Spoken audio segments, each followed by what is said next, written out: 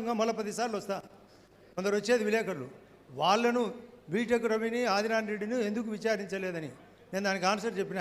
ఇక్కడ మీ TV camera ఒకటి point, అది ఇక్కడ ఉండే వాళ్ళు అందరినీ అనుమానపడతారు.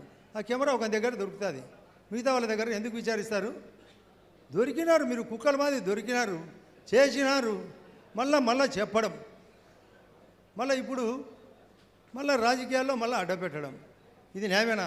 మీరు దయచేసి ఇక్కడ ఉండే గమనించే వాళ్ళందరూ ఆయన మీద ఎంత అభిమానంగా వచ్చినారో వాళ్లకు గట్టిగా స్టాండ్ ఇచ్చి, వాళ్ళు ఏ నిర్ణయం తీసుకున్నా మేము పరోక్షంగా, మేము ఏ పార్టీ అయినా వాళ్ళకు పరోక్షంగా స్టాండ్ ఇచ్చి నిలబడతాం రాజకీయంగా.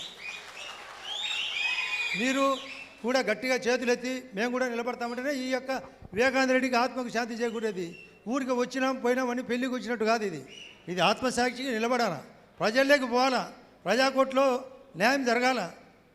ఇదేమి ఏదో పల్లెల్లో బారా కట్ట ఆడుకునేటో లేదంటే చింతపిచ్చల ఆటో ఆడగల, వాళ్ళు ఇష్టం వచ్చినట్టు చేసి ఇప్పుడే బీటెక్ రవి చెప్పే ప్రకారం ఆడ పులివెందల్లో కూడా వాళ్ళకి హక్కు లేదా ఆడ సభ పెట్టుకునే దానికి.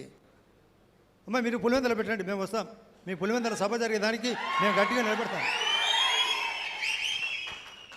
ఇది మంచి చెడ్డల మధ్య పోరాటం, ఇది ఆరాటం కాదు పోరాటం. చాలా విషయాలు రాజకీయం కూడా అందరము పరోక్షంగా సపోర్ట్ చేయాల్సిన అవసరం.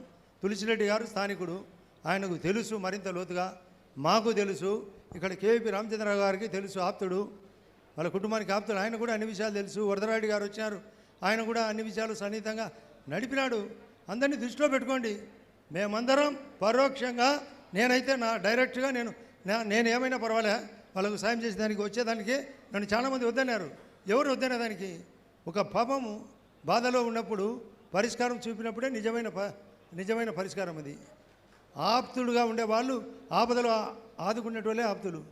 సమస్యకు డెప్త్గా వాళ్ళు పెట్టినందుకు వాళ్ళు కూడా ఏదో ఒకటి గట్టిగా నిర్ణయం తీసుకోండి. మీ నిర్ణయానికి ప్రజాకోర్టులో న్యాయం జరుగుతుంది. ఆ బ్యాలెన్స్ కూడా ఇంకా కోర్టులో ఉంది. ఆ కోర్టు విషయాల్లో కూడా మేము సహకారం చేస్తూనే ఉన్నాం, మరింత సహకారం చేస్తాం. నాకైతే ఎంత బాధ ఉందంటే, నా భార్య కూడా ఆమె ఎంత బాధపడుతుందంటే, నువ్వు ఇంటికి వచ్చేంత వరకు నమ్మకం లేదంటే బీజేపీ దుప్పటి కప్పుతారని చెప్పుకొని వచ్చినాను. అసలు ఆమె కూడా ఒక ఎక్స్ఎమ్మెల్యే పులివెందల శ్రీపాల్ రెడ్డి యొక్క కొడుకు కూతురు మనవరాలు. పులివెందలలో అన్ని విషయాలు ఆమెకు కూడా తెలుసు. ఆమెకు చెప్తారంట, నువ్వు ఎప్పుడు ఇంటికి వచ్చావో ముందు కాపాడుకొని. ఇదే రాజకీయం అంటే. ఫ్యాక్షన్ వాళ్ళు కూడా, వాళ్ళ పెద్దలు కూడా చాలా ఫ్యాక్షన్ విషయాలు తెలుసు. ఇట్లా చేయలే, డైరెక్ట్ ఏదన్నా ఉంటే డైరెక్ట్గా జరిగినాయి, డైరెక్ట్గా పరిష్కారం చూపినారు. కానీ ఇట్లా జరగకూడదు. రాజకీయాల్లో ఇట్లా జరగడం చాలా అన్యాయం. చాలా విషయాలు నేను మాట్లాడితే నేను ఏందో వ్యక్తిగతంగా మాట్లాడినట్టు అనుకుంటారు. కానీ ఇది వివేకానంద రెడ్డి గారి సావు ఆ విధంగా జరిగిండకూడదు. ఆయన చాలా సన్నిహితంగా, ఆయన పాపం ఆయన సొంతంగా బజార్లో టీ తాగిపోయి ఎవరికైనా పనిచేసి బండిలో కూర్చోబెట్టుకొని పోయేవాడు. నన్ను కూడా ఎన్నిసార్లు కూర్చోబెట్టుకొని నాకు కూడా రాజకీయాలు చాలా విషయాలు చెప్పినాడు. నాకు కూడా మార్గదర్శకుడు.